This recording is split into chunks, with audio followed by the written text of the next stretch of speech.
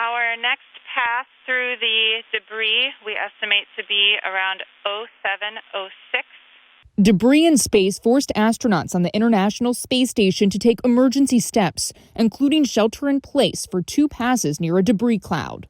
The information we have right now indicates that we will need to activate Dragon Safe Haven and close centerline hatches for the next 2 crossings.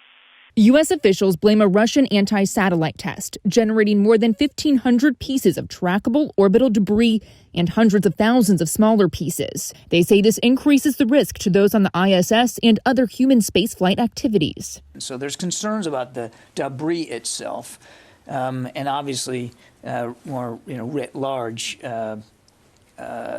we watch closely the kinds of capabilities that Russia seems to want to develop. Russia's defense ministry confirmed the test, calling it a successful forward-looking system.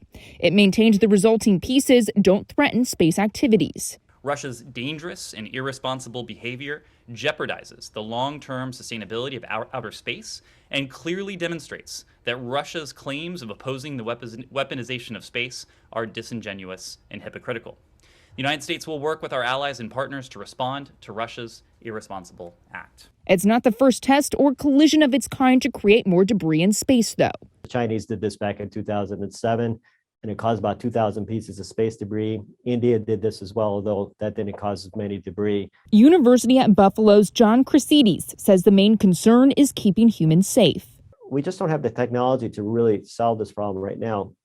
The thing I would focus on is, seems obvious, don't put more space junk up there, right? So, but unfortunately, we don't have any international treaties. But space debris is already a growing problem. NASA says more than 27,000 pieces of space junk are tracked. Its extremely high speed can mean even a small piece is a big problem. I'm sort of less concerned about sort of the proliferation of satellites and constellations, but it's really this inactive population that really needs to be dealt with. Ray SEDWICK is the director for the Center for Orbital Debris Education and Research at the University of Maryland.